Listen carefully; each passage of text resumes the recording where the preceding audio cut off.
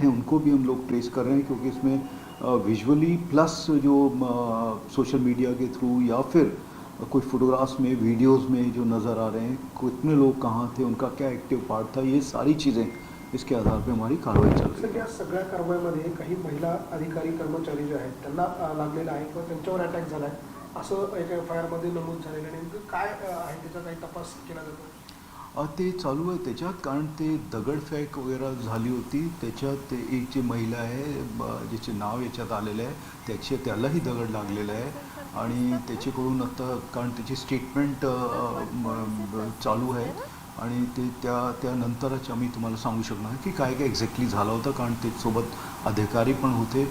आणि ज्यावेळेस आपण चार्ज करतो किंवा मॉबच्या समोर जातो त्यावेळेस म्हणजे धक्काबुक्की असा होतात, तर त्या अनुषंगाने जर असा काही इन्सिडेंट घडलेला आहे तर ते FIR प्रमाणे मग नंतर जे फर्दर प्रोसिजर आहे त्याप्रमाणे आपण कारवाई करणार. या सगळ्या कारवाईमध्ये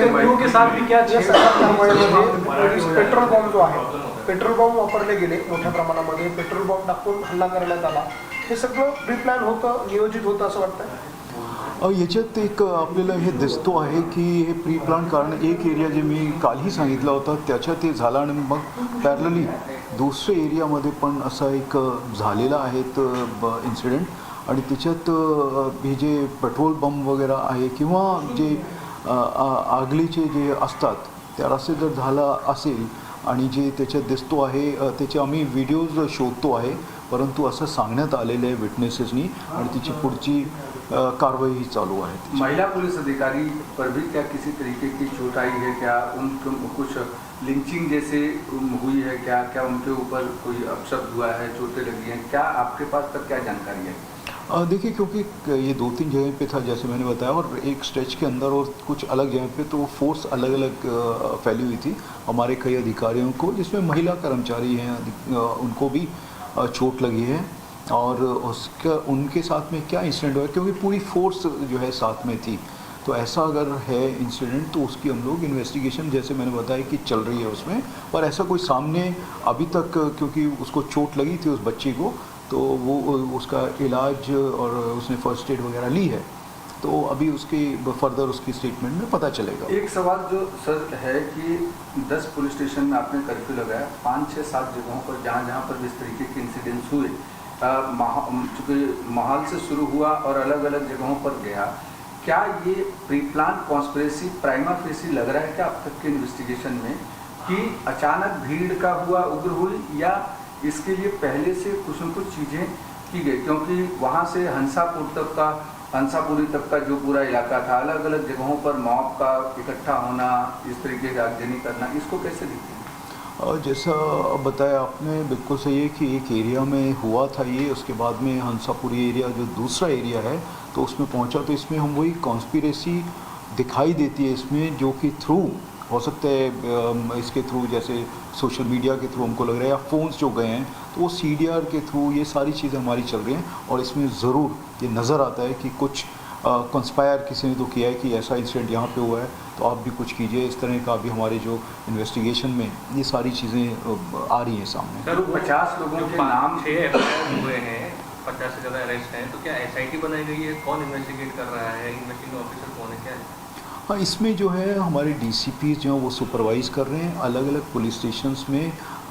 जो ऑफिसर्स हैं, इन्वेस्टिगेटिंग ऑफिसर्स, वो अलग अलग हैं, क्योंकि 3 पुलिस स्टेशन में, एक में 3 FIR दर्ज हुए हैं, एक में 2 हैं और एक में 1 दर्ज हुई है, तो इसमें हर एक पुलिस स्टेशन में अलग अलग इन्वेस्टिगेटिंग ऑफिसर्स हैं, क्योंकि सीनियर ऑफिसर सब इन चीज़ों को सुपरवाइज़ कर रहे हैं। सर जो एक FIR की कॉपी में 50-51 लोगों के नाम जो आरोपियों के आपने हैं लिस्टेड, उसमें काटोल तक के और अलग अलग जगहों के भी एड्रेस के लोगों के नाम इसमें इंक्लूड हैं, तो इसका मतलब आपको लग रहा है कि वहाँ पर अचानक ये लोग पहुँचे थे या फिर बुलाए गए थे, या जो भी प्राइमा फेसी आपको लग रहा है? देखिए, जो अभी हमारे पास में जो नाम है सब नागपुर के हैं, एक तो ये एक इम्पॉर्टेंट चीज़ है उसमें, और अगर इन्होंने कॉन्स्पायर करके एक जगह पे आए और सुबह के इंसिडेंट के बाद में फिर ये लोग सब मिले हैं, तो वही जैसे मैंने बताया कि इसमें जो वो लिंक है, कैसे इन्फॉर्मेशन गई, अगर ये बाहर से लोग आए हैं, वही चीज़ हम देख रहे हैं। इसमें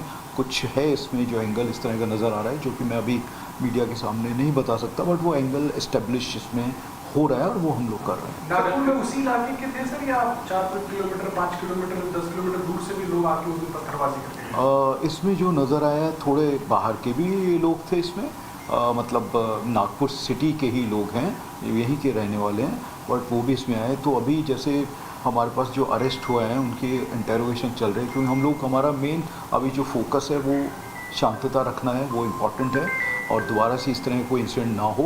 इन्वेस्टिगेशन इसमें हमारी चल रही है। कर्फ्यू कब तक रहेगा? कर्फ्यू कब तक? इसके बारे में भी बोलना अभी मतलब मुश्किल है बताना, परंतु जैसे ही सामान्य स्थिति होगी हम स्टेप बाय स्टेप उसको हम लोग कम कर देंगे। पत्थरबाजी में कोई पैटर्न देखने को मिल रहा है सर? बताया जा रहा है कि कश्मीर के पैटर्न पे पत्थरबाजी हुई, क्या इस लाइन पे हम लोग जांच कर रहे हैं या सिर्फ ये कहने की बात है?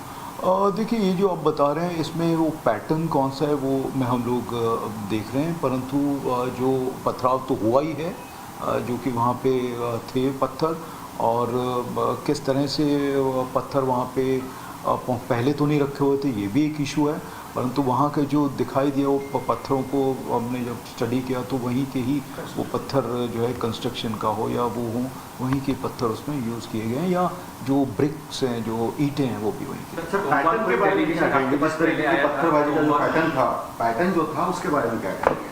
नहीं, वैसे पैटर्न ऐसा कुछ नहीं, क्योंकि वहाँ पे जब इंसिडेंट हुआ उसके बाद में ही पथराव शुरू हुआ है, क्योंकि जो छत्रपति शिवाजी महाराज का जो पुतला है उससे कोई लगभग 200 मीटर के बाद में वहाँ पे पथराव हुआ है, और वो मेन रोड है वहाँ का, उसके ऊपर हुआ है। सर, यामध्ये 50हून अधिक आरोपी अटक केलेले आहे. काही मास्टरमाइंड दिसतो यामध्ये कुणी एक, की हे सगळेच एकत्रितपणे अटॅक करण्यासाठी गेले, की एकाच्या सगळ्याचा सांगण्यावरून हे होऊन काय येते? तेच मी सांगतोय, जे मास्टरमाइंड म्हणून आपण जे सांगताय, तर तो त्याची एक जो नाव आलेले आहे, मग त्यांचे विरुद्ध त्यांचे अगेन्स्ट काय आहेत का आत्तापर्यंत?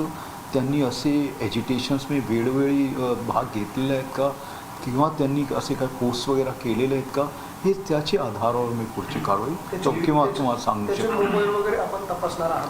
अगदी बरोबर आहे, ते मी सांगितलं. म्हणजे हे जे सांगण्याची गरज नहीं है तुम्हाला, परंतु सगळे एंगलनी आम्ही कारवाई करणार.